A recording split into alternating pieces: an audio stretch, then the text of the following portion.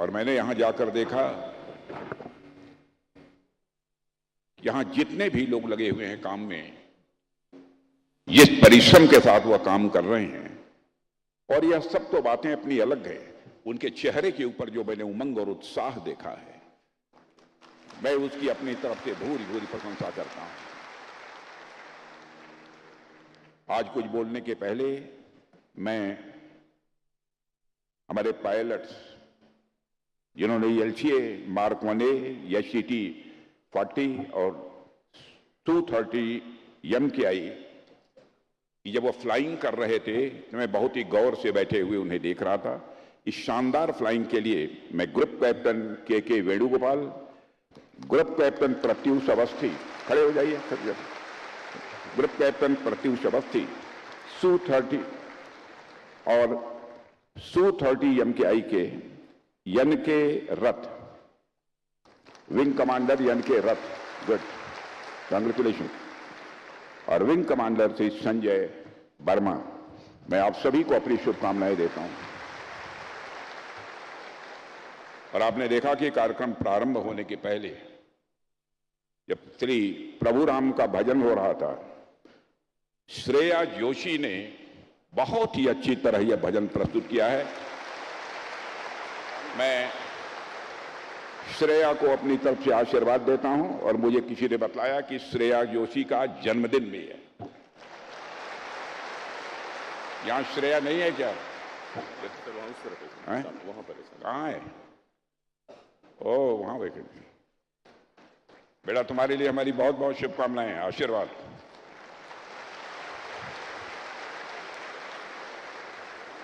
मेरे साथियों, आज ये हिंदुस्तान एरोनॉटिक्स लिमिटेड द्वारा निर्मित light combat aircraft mark 1A तेजस की 3rd प्रोडक्शन लाइन का उद्घाटन हो रहा है।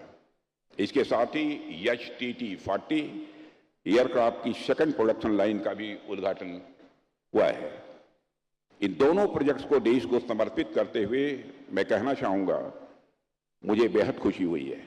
मैं HAL को और इस प्रोजेक्ट से जुड़े हुए हर व्यक्ति को मैं हृदय से बधाई देता हूं।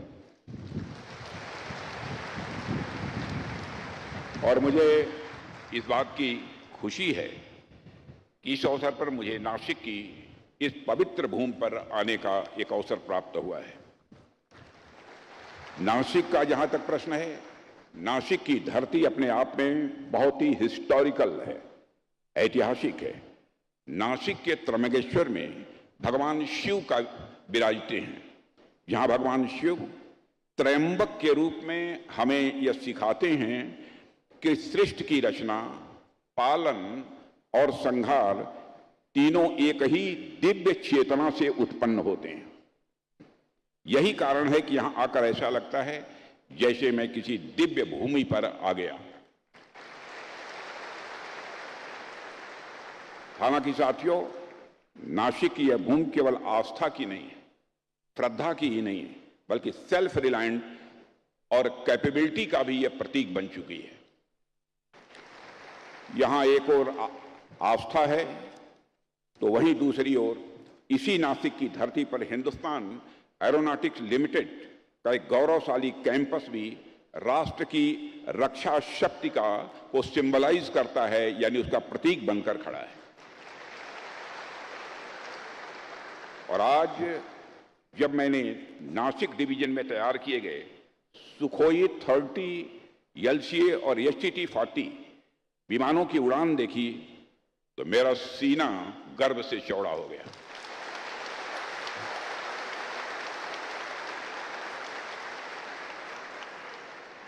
उनकी उड़ान रक्षा क्षेत्र में भारत की, मैं मानता हूं, मैं इस रूप में देख रहा था, यह भारत की आत्मनिर्भरता की उड़ान है। यह भारत के सेल्फ रिलायंस की एक फ्लाइंग है।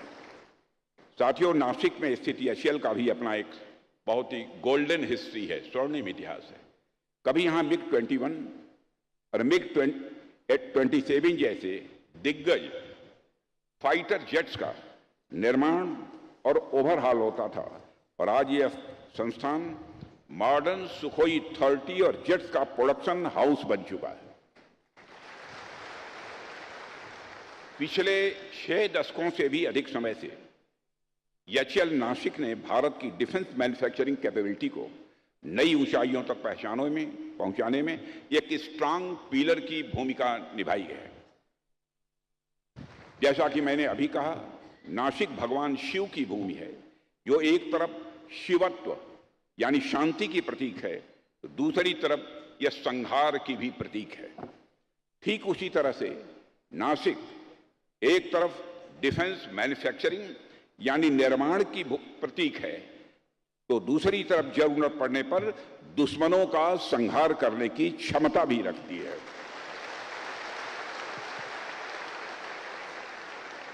तो एक तरह से नासिक में भी, इस कैंपस में भगवान शिव की भावना दिखाई देती है। साथियों, ये कैंपस मैं मानता हूं कि एक महज केवल एक इमारत या किसी प्रोजेक्ट तक ही सीमित नहीं है, बल्कि यह रक्षा क्षेत्र में भारत की आत्मनिर्भरता को भी सिंबलाइज करता है, उसका प्रतीक है। जब मैं आत्मनिर्भरता की बात कर रहा हूं तो मेरे जेहन में वह पूरी यात्रा भी चल रही है, जिसकी शुरुआत हमने 2014 से की है, और आप सबने तो डिफेंस सेक्टर में भारत की बदलती भूमिका को साफ साफ अपनी नंगी आंखों से देखा है। एक समय था जब देश में रक्षा की जरूरतों को पूरा करने के लिए अन्य देशों पर हमारा देश निर्भर था, और लगभग 65 to 70% डिफेंस इक्विपमेंट इंपोर्ट किए जाते थे। लेकिन आज स्थिति बदल चुकी है। अब भारत 65% मैन्युफैक्चरिंग अपनी ही धरती पर कर रहा है, और बहुत जल्द ही हम अपनी डोमेस्टिक मैन्युफैक्चरिंग को 100% तक ले जाना चाहते हैं। यह हमारा संकल्प है। साथियों, डिफेंस सेक्टर में आत्मनिर्भरता की सोच कोई आज की नहीं है। 10 साल पहले से ही हमारे प्रधानमंत्री श्री नरेंद्र मोदी के नेतृत्व में हमारी सरकार ने यह स्पष्ट रूप से समझ लिया था कि बिना आत्मनिर्भर हुए हम कभी भी वास्तविक रूप में सुरक्षित नहीं हो सकते हैं। हालांकि उस समय हमारे पास चैलेंजेस बहुत थे, इसमें कहीं दो मत नहीं है। हमारी सबसे बड़ी समस्या यह थी कि हमारा डिफेंस प्रिपेयर्डनेस बहुत लिमिटेड था, और हम इंपॉर्टेंट मिलिट्री हार्डवेयर के लिए लगभग पूरी तरह इंपोर्ट्स पर निर्भर हुआ करते थे। हमारे डिफेंस प्रोडक्शन सिस्टम में प्राइवेट इंडस्ट्रियल सेक्टर की भी कोई खास भागीदारी नहीं थी। सब कुछ केवल पब्लिक सेक्टर पीएसयूज तक सीमित था। इसके अलावा डिफेंस प्लानिंग, एडवांस टेक्नोलॉजी और इनोवेशन पर भी पर्याप्त फोकस जितना होना चाहिए वो नहीं था। यही कारण था कि क्रिटिकल इक्विपमेंट और कटिंग एज सिस्टम्स के लिए हमें बाहरी देशों की ओर नजर उठाकर देखना पड़ता था, जिससे न केवल कास्ट बढ़ती थी बल्कि स्ट्रेटेजिक वल्नरेबिलिटी भी पैदा होती थी। जाहिर सी बात है कि ऐसी स्थिति में लंबे समय तक सस्टेनेबल नहीं रह सकती थी, और इसी चुनौती ने हमें सोच और नए रिफॉर्म की दिशा में आगे बढ़ने के लिए प्रेरित किया था। साथियों, उसी दिशा में आगे बढ़ते हुए हमने न सिर्फ इंपोर्ट डिपेंडेंस को घटाया है, बल्कि इंडिजनाइजेशन की कमिटमेंट को मजबूती भी दी है। यदि मैं आंकड़ों की बात करूं तो 2014-15 में यहां हमारा डिफेंस प्रोडक्शन अप्रॉक्सीमेटली 46,429 करोड़ हुआ करता था। वहीं आज 2024-25 में बढ़कर अप्रॉक्सीमेटली 1,50,000 करोड़ तक पहुंच गया।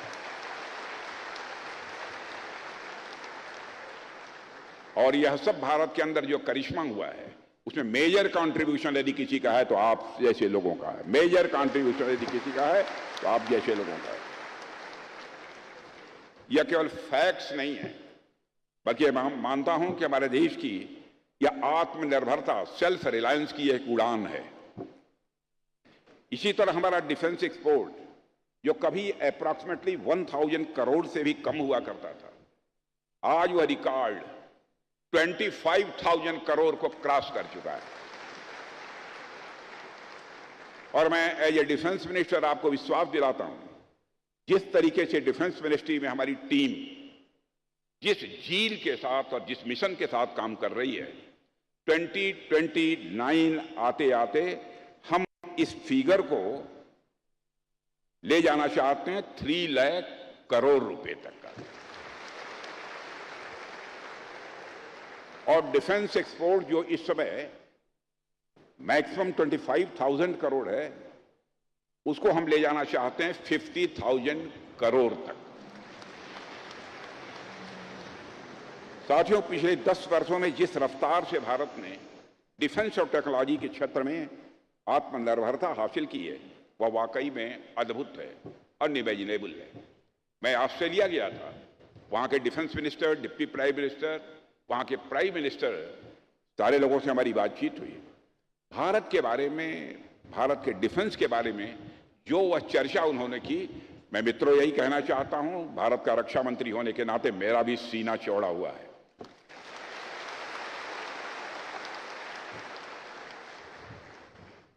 पहले हम जो कुछ बाहर से खरीदते थे, वो अब सारी चीजें अपने देश में बना रहे हैं।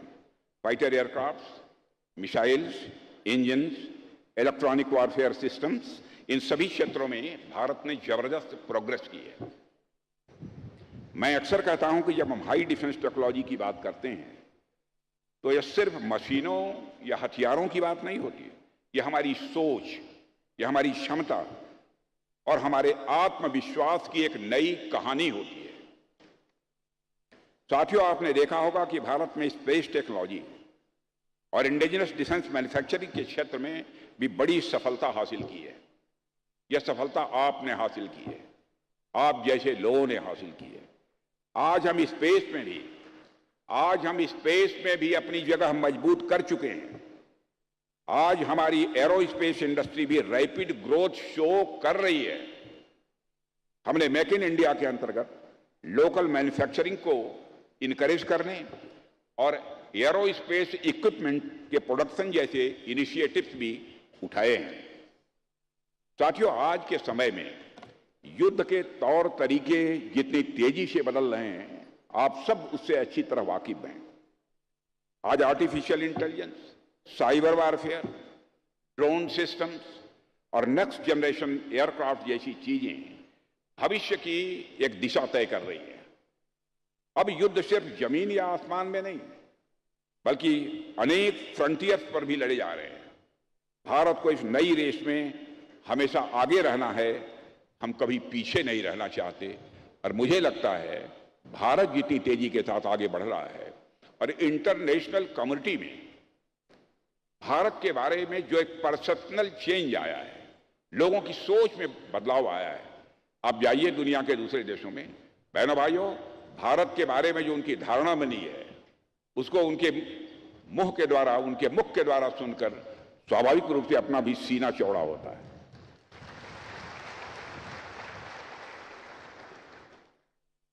यही वजह है कि आज हम state of the art indigenous technology पर इतना जोर दे रहे हैं।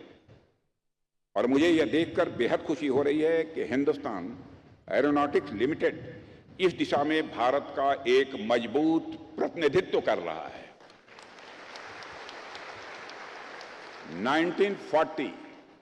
1940 के दशक में स्थापित हुआ यह संस्थान आज हमारे देश के रक्षा क्षेत्र का बैकबोन बन चुका है।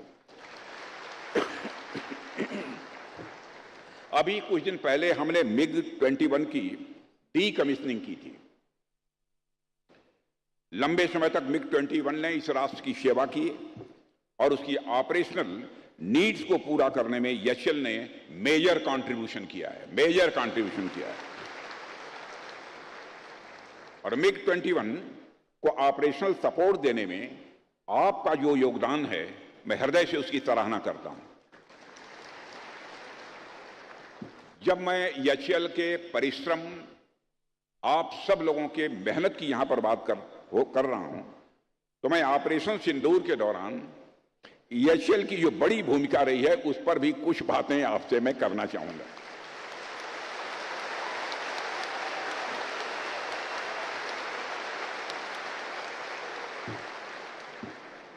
मेरे साथियों, भारत की सुरक्षा से जुड़ा हुआ जो पूरा इतिहास है, उसमें महज कुछ पल ही ऐसे हैं, महज कुछ क्षण ही ऐसे हैं जब एक साथ पूरे सिस्टम की असली परीक्षा ली गई है।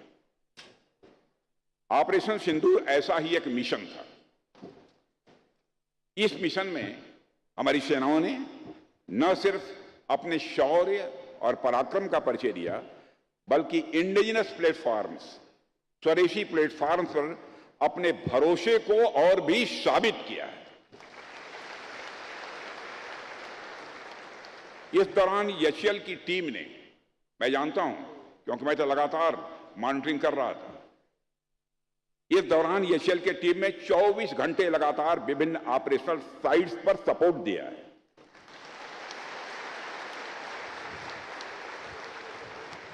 Fighter jets, Sukhoi, Jaguar, Mirage, Tejas और हेलीकॉप्टर्स के मेंटेनेंस और रिपेयर्स आपने चटपट किए, तुरंत किए। ताकि आपने ये क्यों किए? ताकि भारतीय वायुसेना की ऑपरेशनल रेडीनेस ये बनी रहे, किसी भी सूरत में ये कमजोर न होने पाए। यह इस बात का प्रतीक था कि जब बात देश की सुरक्षा की आएगी तो हम इक्विपमेंट खुद भी बना सकते हैं और उन इक्विपमेंट से खुद की रक्षा भी कर सकते हैं। मैं इस अवसर पर एचएएल परिवार को पुनः एक बार हार्दिक बधाई देता हूं। और मेरे साथियों, आपने साबित किया है कि जब डेडिकेशन और इनोवेशन ये साथ चलें